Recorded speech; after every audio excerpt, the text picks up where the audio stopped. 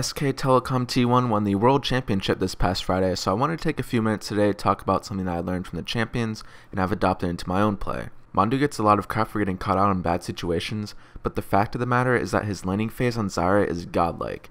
He single-handedly wins matchups that aren't in his favor, and I want to share with you all the PoohManDu way of playing Zyra. This won't be a full Zyra guide, but if you already play Zyra, these tips should help you perfect your runes and masteries, skilling order, and early laning phase.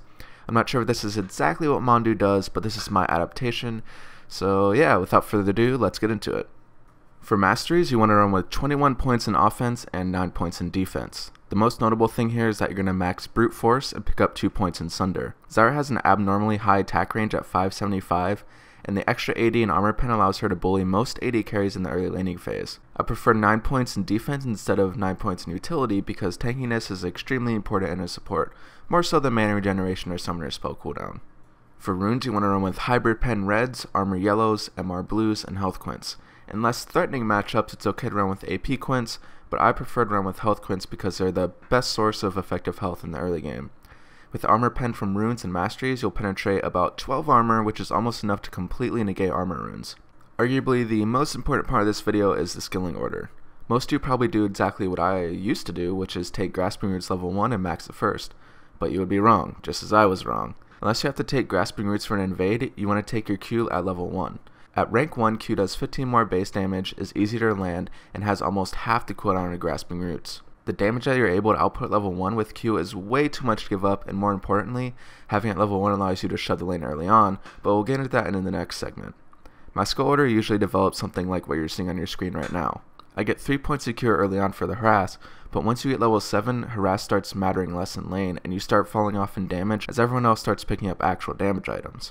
Because of this, it's better to start maxing Grasping Roots for the increase in snare duration level 7. After that, you want to max your siege for the cooldown reduction and the reduced charge time. How you play out the level 1 is incredibly important in bot lane because it decides the lane momentum for the first 3 minutes or so. Whoever has control over lane momentum gets vision control, trade advantages, and easier last hitting. When you get to lane, you want to drop a Q on the range minions and start auto-attacking the enemy AD or support. Taking minute damage here is completely okay because if the minions attack you, that means they're not attacking your minions, which means your minions will live longer and you gain control of the lane momentum. So don't be afraid to push yourself on the enemy AD and burn through a health potion or two. If the enemy lane is fighting back, then you drop your Qs on the enemy AD, but if they don't seem to be reacting to your auto attacks, just keep putting your Qs on the minions to shove the lane. This is especially important if you're playing with an AD carry like Vayne because she doesn't have any shoving power of her own, and you absolutely do not want to get shoved on early if you're playing with a Vayne.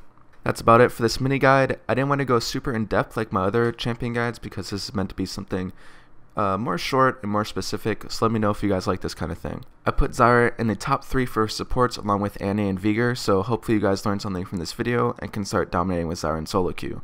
Also, it should be said that I use these same runes and masteries with Annie because similar to Zyra, she also has an abnormally large attack range that allows her to abuse AD carries early on.